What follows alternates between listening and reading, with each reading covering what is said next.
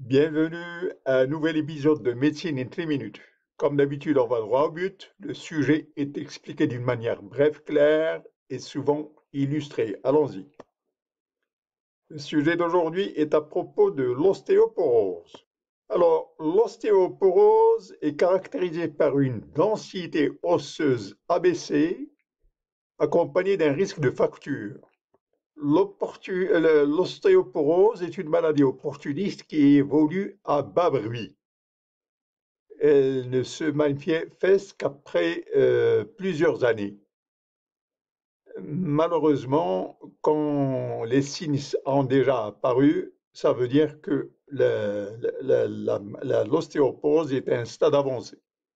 Alors, les facteurs de risque, l'histoire familiale est un facteur de risque. La race blanche aussi est un facteur de risque. L'usage des corticoïdes, une consommation insuffisante en calcium et l'usage du tabac et de l'alcool. Alors, après 50 ans, une femme sur 3 et un homme sur 5 sont confrontés aux problèmes d'ostéoporose et de fracture. Alors, quand il y a un équilibre entre la résorption osseuse et la formation osseuse, comme le cas de figure ici, et bien plus tard, l'os sera en bonne forme. Par contre, si la résorption de l'os dépasse la formation de l'os, et bien plus tard, ça se manifeste par une ostéoporose et des fractures. Voici un os normal et voici l'ostéoporose. Les trabicules sont touchés, la partie apicale est indemne. Alors, le lieu électif affecté par les fractures. Alors, le premier endroit qui est affecté par les fractures sont les vertèbres. Ensuite, la hanche. Et en troisième lieu, les fractures du poignet. L'ostéoporose est liée à la ménopause et généralement, à cet âge, les dames font plus attention aux bouffées de chaleur, mais elles ne font pas attention à l'ostéoporose. Alors, le dépistage, il doit être fait à toutes les femmes après 65 ans et pour les femmes plus jeunes, si elles ont des facteurs de risque, et toute femme en post-ménopause avec fracture. Ce qu'on fait, c'est le DEXA-scan, le scanner DEXA, pour établir le score T et mesurer la densité osseuse. Alors, la densité minérale osseuse, ici, nous sommes en présence de 3 cas de figure. Ce qui est vert ici, c'est normal, c'est la moyenne. Alors, moins un standard de déviation entre moins un standard de déviation et moins 2,5 des standards de déviation, c'est la zone rouge, c'est l'ostéopénie. Au-delà de moins 2,5 standards de déviation, c'est l'ostéoporose, c'est la zone jaune qu'on voit ici. Donc, pour la lecture du test score, de 0 à plus 1, on est en zone normale, la densité de l'os est normale. De moins 1 à moins 2,5, on est en zone jaune, c'est l'ostéomalacie. Et au-dessous de moins 2,5, on est en zone rouge, c'est l'ostéoporose. Ostéoporose, pensez aux fractures pathologiques. Alors, la densité osseuse est maximum à l'âge de 30 ans, aussi bien pour l'homme que la femme. Et elle est maximum pour l'homme plus que pour la femme. Alors, il y a une baisse de la densité osseuse avec le temps et la femme, vers l'âge de 50 ans, elle va faire des fractures.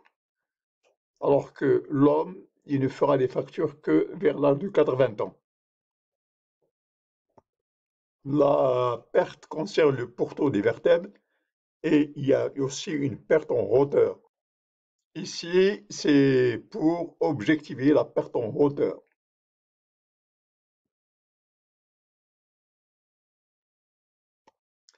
Alors, la baisse de la densité osseuse en fonction du temps, euh, l'axe vertical représente la densité osseuse, alors que l'axe horizontal représente le temps. Alors, la ligne rouge, c'est la ligne de seuil des fractures, de survenue des fractures.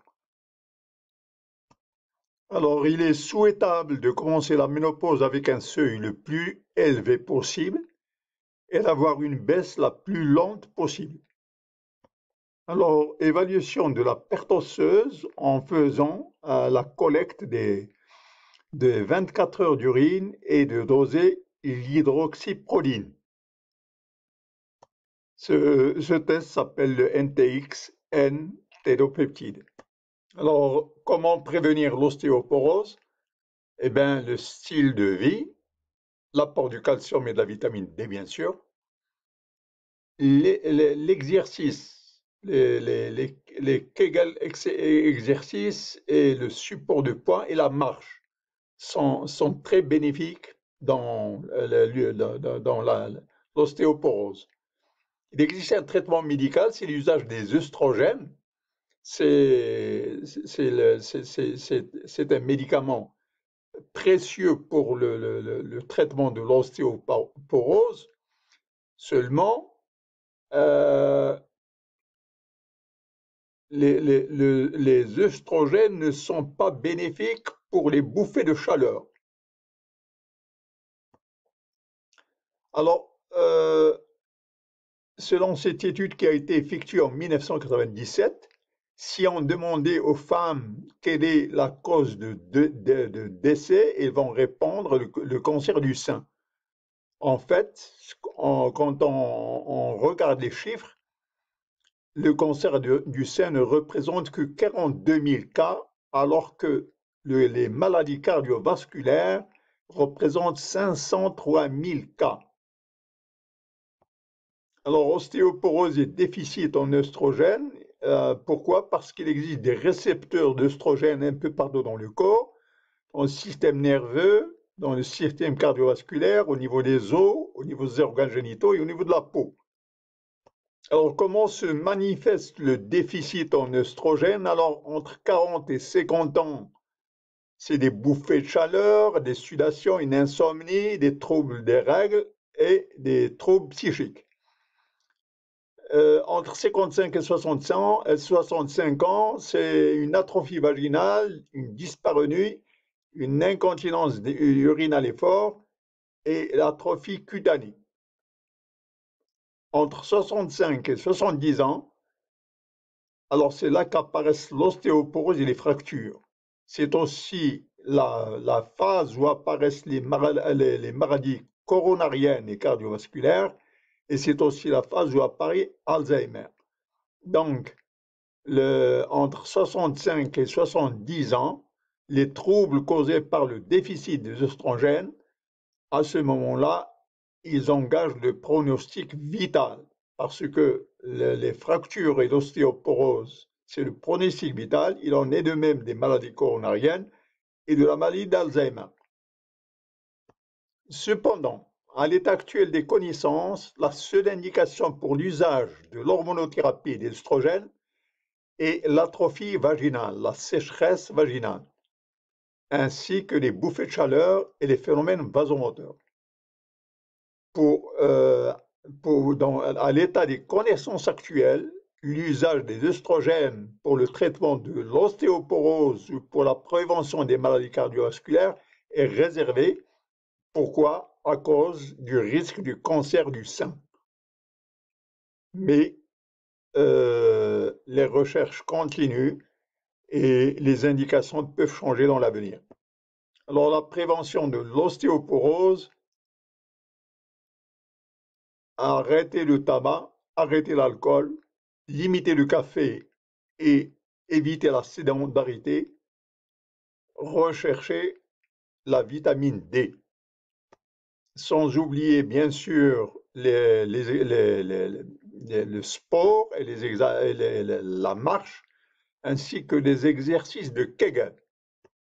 Alors, l'apport de vitamine K et de vitamine D égale un système cardiovasculaire bien portant et une bonne densité et une densité osseuse élevée. Alors, les points essentiels, l'ostéoporose, elle évolue d'une manière insidieuse, en silence, il faut la rattraper par des tests. Les facteurs de risque incluent le facteur familial, la race blanche, l'usage des corticoïdes, un apport insuffisant en calcium, l'usage du tabagisme et de l'alcool. Après 50 ans, une femme sur 3 et un homme sur 5 peuvent faire l'expérience d'ostéoporose et de fracture. Si la résorption osseuse est équivalente à la formation de l'os, cela prévient la formation d'ostéoporose. Si la résorption de l'os dépasse la formation de l'os, elle peut se manifester par une ostéoporose et des fractures plus tard. Alors la densimétrie, DEXA-scan et de T-score. Alors le score T, 3 situations de figure. La zone normale, 0 à +1, -1 à -2,5, ostéomalacie, c'est la zone jaune, et au-dessous de -2,5, c'est la zone rouge, c'est l'ostéoporose. Le déficit en œstrogène, c'est particulièrement à la période tardive de 65 à 70 ans. Dans cette tranche, le déficit en œstrogène engage le pronostic vital. L'ostéoporose et les fractures, les maladies coronariennes et la maladie d'Alzheimer. Sinon, avant, c'est uniquement des bouffées de chaleur, des sueurs et des troubles des règles. Alors qu'entre 55 et 65 ans, c'est l'atrophie vaginale et l'incontinence urinaire. Limiter le café, éviter la sédentarité, éviter le tabac et l'alcool, un apport de vitamine D. Apport de vitamine K et vitamine D égale bon système cardiovasculaire chez l'homme et une bonne densité osseuse chez la femme. Merci d'avoir assisté à cet épisode de Médecine en 3 minutes. Voulez-vous cliquer le bouton like, d'adhérer à la chaîne si vous ne l'êtes pas encore, et vos suggestions sont toujours bienvenues. Merci.